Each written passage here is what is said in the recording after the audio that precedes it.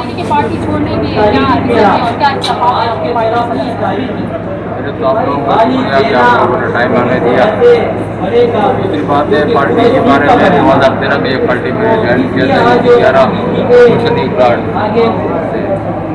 वहाँ से हम चलते आ रहे हैं। मतलब हर तरह सिस्टम पे हम बर्दाश्त के साथ साथ आ रहे हैं।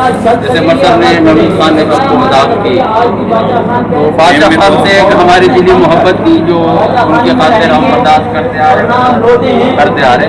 लेकिन हाँ, बात आखिरी यहाँ तक पहुँची कि हमारे घरों की बात जो अल्फाज का इसे इस्तेमाल किया वो सब जो हमारे घरों को मारे गया। तो हमारे बचपन में रिवायत है कि अगर कोई घर के दरवाजे तक आए तो बर्दाश्त अभी भी हमें अफसोस है कहना पड़ता है कि हम कारकुन नहीं रहे, क्योंकि बहुत मुश्किल जरिए है। 2013 से मैं वामदल पार्टी का एक कारकुन की हैसियत से काम कर रहा हूँ।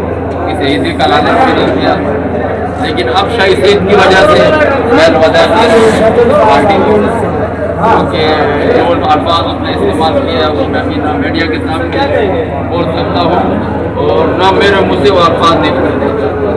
तो बाकी ये है कि बाकी वर्करों को पैगाम देता हूँ जो इस वक्त अवामी नेशनल पार्टी के अंदर है कि आप बराई मेहरबानी करें, आप जो है ना आगे का सोचें, क्योंकि ये पार्टी जब तक शाही सईद होगा दिन के अंदर हमारे लिए मुश्किल है।